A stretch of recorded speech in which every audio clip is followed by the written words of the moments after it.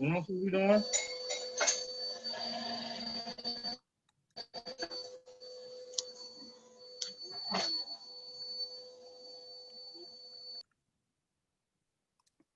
Okay.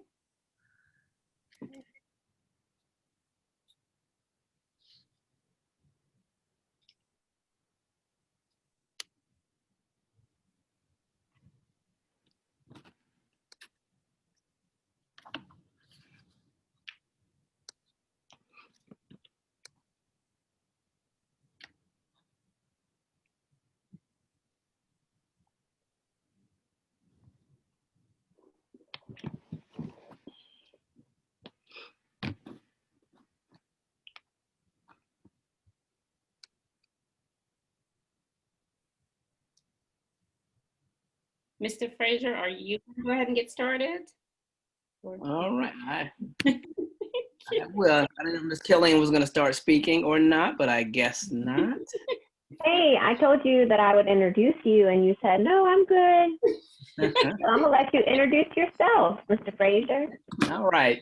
Well, good morning. I'm Mr. Fraser. I'm the math interventionist at Tyler.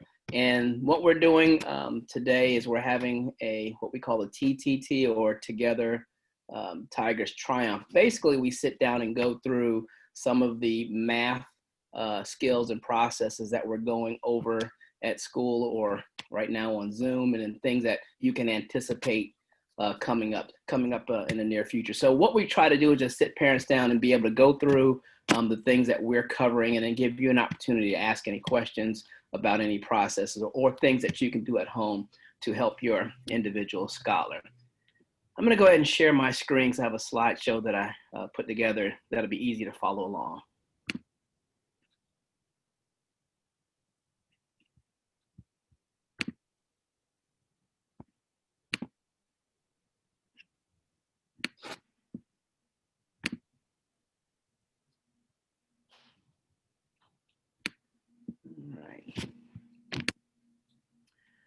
All right, so as far as learning goes, it's, we're a little limited right now because we're teaching virtually, but normally when we have the scholars in the classroom, we focus on different learning styles, and there's several out there that we use in school, and the diverse range of learning styles, is something that we have to focus on because kids learn differently. I put 3 of these in blue because these are my 3 strongest traits as far as learning styles. And when I looked at the kindergarten scholars, kind of matches them too. So I guess I'm kind of like on the same level as our kindergartners when we're learning. But visual, I like to draw things out. I normally have to have something in front of me because it helps me, understand, what I see. Physical, I like to touch and play. So, when your scholars have their manipulatives and they have the snap cubes that they're working with, or with different kind of shapes, I'm the same way. I got to, put my hands on something, put it together to make sense of it all. And socially, we've learned that working in small group settings with other scholars the same age with an adult is very effective way of learning. A few years back, we didn't do that. When we came together in a social setting, we were gluing macaroni on a piece of paper, something like that. But we're now using it in the academic arena also. So socially, for me, it really helps me work out. So, as teachers, we try to figure out what the different learning styles are and make adaptations to help the scholars. All right, our focus today is really on counting and writing numbers. So we're kind of looking at the first 6-7 weeks that we've been in school and the things that we've been working in kindergarten. Our first focus is being able to count forward to 100. Next is using concrete or items that they have in their hands that they can count from 0 to 10. And the last is reading and writing numbers from 0 to 10. So now let's look at the expectation or the type of things that we're looking at in class. All right, the first is counting. Counting to 100.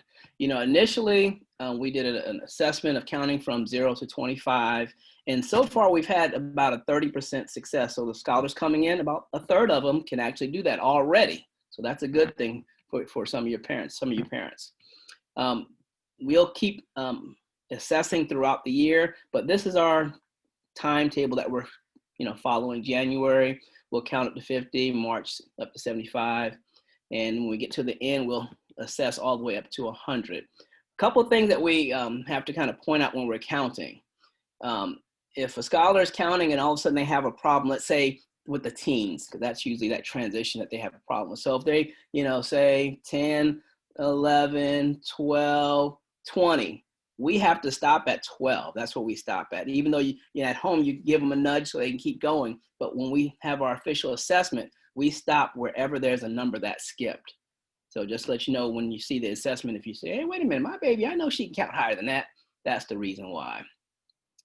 And also, when we get towards the end of the year, they're going to have to identify numbers before and after a given number. So we may say, okay, 55, what's the number after 55? And that's a little bit of a mental challenge for some of our scholars. So that would be something to practice also, numbers before and after any given number that comes, later on in the school year. So, what are some of the things that you can do? I have a 5-year-old godchild that comes over kindergarten, so we do a lot of math playing and math type games. So one thing to kind of wear him out also is to let him count and jump and hop. So he's counting and hopping, and I'm trying to wear him out so he can go to bed at a reasonable time and not keep me up. You can walk, if you're out and about, you can walk and count steps. You're in the mall or you're outside the park or walk into the store. You can have him count. My godson, he likes to play Power Rangers. So he's like always karate chopping and things. So he can karate chop the couch. He can beat on the table, counting a certain number. But anything that you can do with repetition, just doing it over, because it's a lot of repetition. And there's just not enough school time, especially virtually, to do that. So the more you practice at home, the more fluent and the more comfortable your scholar will be. Anybody want to add anything regarding counting? All right, I will go to the next. All right, concrete items. These are items that they actually have in front of them. And just right now, it's 1 through 10, but it will increase to 20 items. So we'll be prepared for that. So we're counting a set of objects up to 10, telling how many there are, and counting a set of objects, that number that matches that object. So if I put 6 or 7 marbles on the table or blocks, they would pick up and actually pick and touch each one and actually move them, because they have to organize their counting also. So more than just pointing at it, but actually touching it and moving it to help with that organization skill, and then identifying the number that matches that set of objects that they have. So practice doing that at home. Counting around the kitchen is perfect. So if you're going to eat dinner, have them give me 5 forks, 2 knives, something like that. Counting cars in a parking lot or on the street. If you're out shopping, the number of items in the shopping cart, you can actually have them put the items in the cart and count as they put them in. When I'm watching the game, I'm laying on the couch with the remote and I don't feel like getting up. It's perfect for my godson to go get me some grapes. So give me 7 grapes. Bring me a couple of toothpicks. Bring me this. So have them actually count those items and bringing it to me. We're doing math. I'm being lazy with it, but we're still doing math. So anything that you can do around the home or your daily lives, try to insert that. Does anybody have anything they wanted to add? Any teachers? Just talking about comparing, how many, as far as the kitchen, how many forks do we need for everybody to have a fork? So you're adding in that next level to count the people, then to see how many forks they need, or just kind of push the levels a little bit. Thank you. All right, and the last area is reading, writing, and representing numbers. So right now they have to read and write numbers 0 through 10, and about half of the scholars could already do that, which is great. We were pleasantly surprised when we saw that.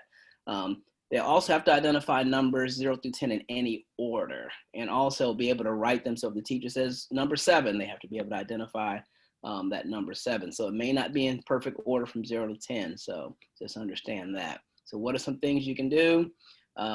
Writing and shaving cream is always a lot of fun. If you have some furniture or something that you can write on, whether you're outdoors or indoors, scholars have a lot of fun writing their numbers like that. If you don't want to write on furniture, in the shower or the bathtub is another perfect place, writing on the walls. Plus the bathroom will be nice and smell very nice and clean. If you have any sidewalk chalk, that is perfect. Dollar store has the chalk. You can have them writing outside. Forming numbers with spaghetti. And I put underline cooked in red because, you know, the first time I ever heard this and someone mentioned spaghetti, first thing I thought is, how are we going to do the number 3? It's just going to snap if I try to make. So cooked spaghetti what works the best versus uncooked spaghetti. And also using like index number cards, you know, writing the numbers on a card and putting them out on the table and have them choose the numbers would be a good practice. If you don't have index cards, just writing on paper or sticky or anything you can write on, you know, old envelopes, cutting them up and allow them to choose the numbers from that. All right, any teachers want to add anything else to what I said? All right, thank you.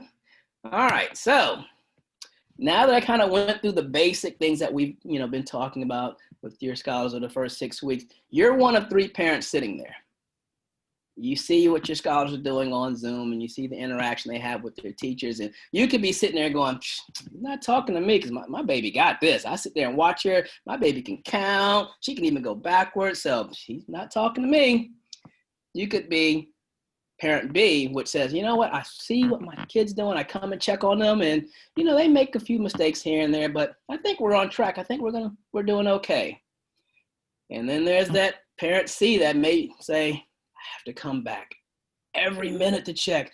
The teacher's asking them a question and they're just staring at him going, and I'm thinking, can he hear? Because I can hear. How come he's not responding? Oh my God, I don't know what to do. So you're one of A, B, or C parents, but there's a reason why I'm asking this question or posing this question. And the reason, because in kindergarten, this isn't our old kindergarten. When I was in kindergarten, it was 1970. So I know the stuff that we're doing now is not the same that your scholars are doing and what is being expected of them right now. You know, they have to not only count objects, but it's going to increase. It's going to get bigger. They have to count backwards. Ooh, counting backwards is definitely one of the tougher skills for kindergarten for any scholar base, because they have to compare and order based upon object set. And now we have to introduce vocabulary.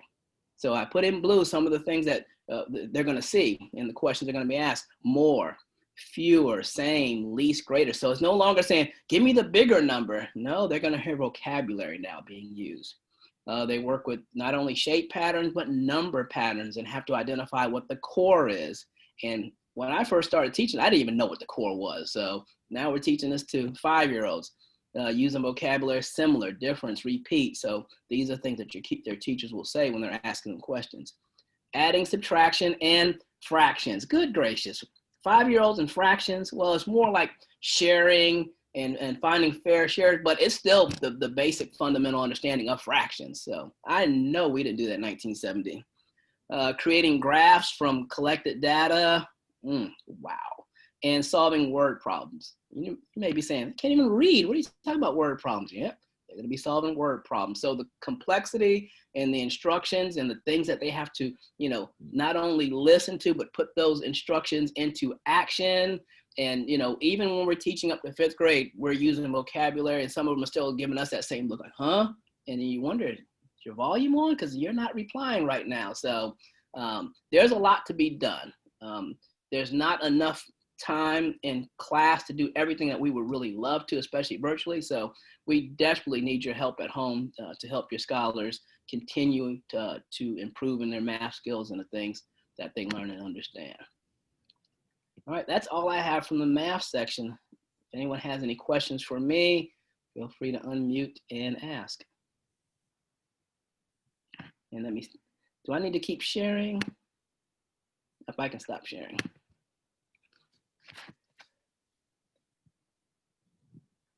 If no one has any questions for me, I'll turn it back over to Ms. Williams.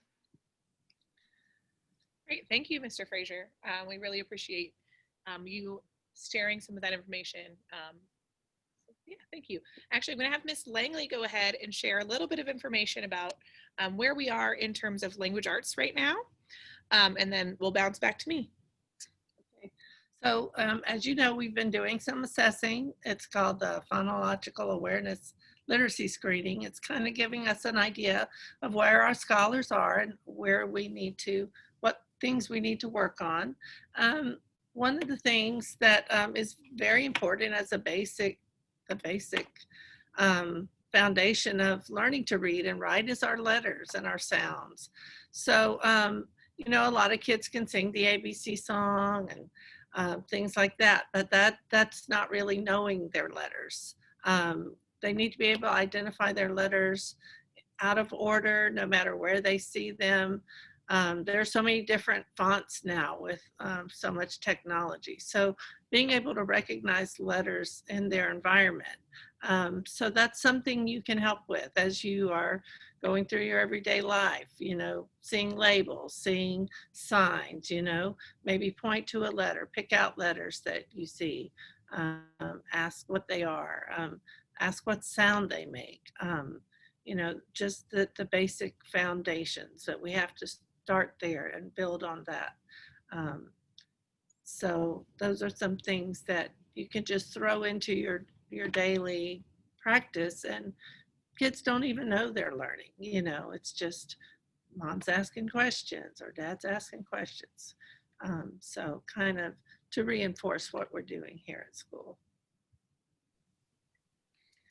Definitely. And actually, some of the same ways that Mr. Fraser shared, you can practice numbers with your kids will work with letters too. So you can have your child make letters out of Play-Doh or cooked spaghetti or write them in shaving cream.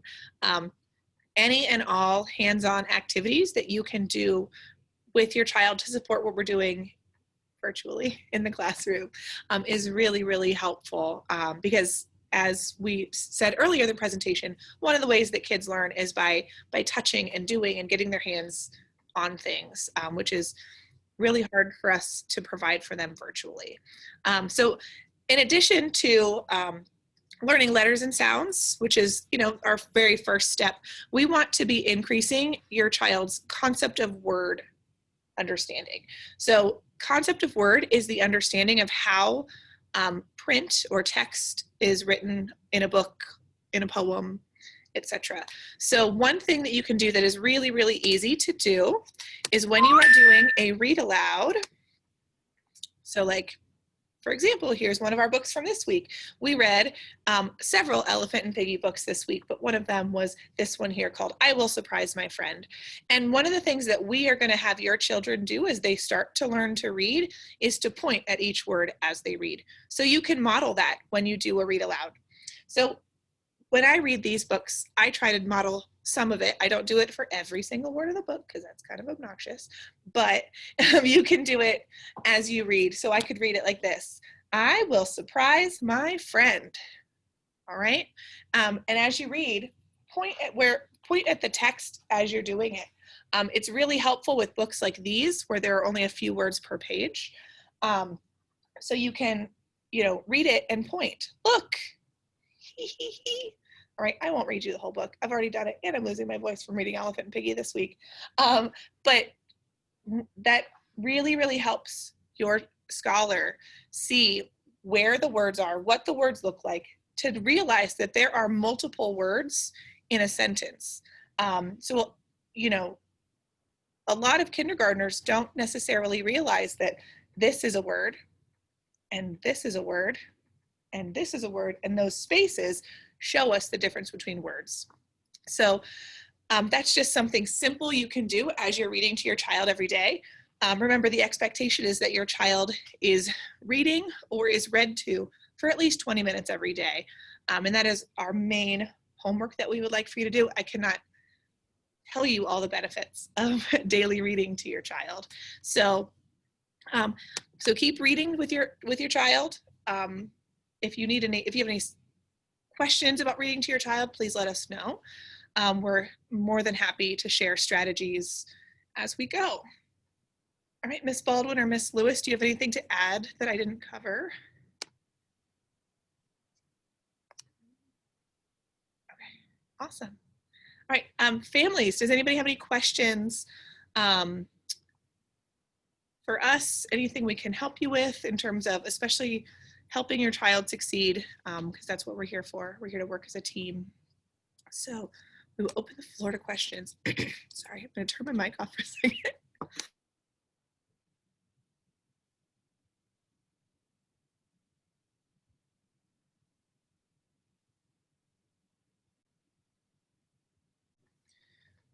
Okay, well, if there are no questions, we will go ahead and end our meeting.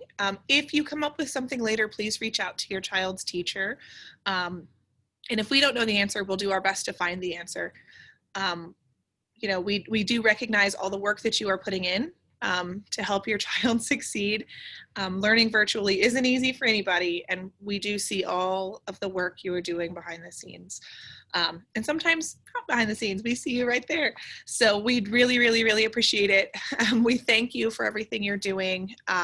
Thank you for your graciousness and flexibility as we learn new things. I know my class in particular, we've been learning, you know, how to use some new websites like Nearpod and stuff like that. So we really appreciate everything you're doing. All right. I hope you guys have a fantastic weekend and have a great Friday. Bye. You too. Thank you.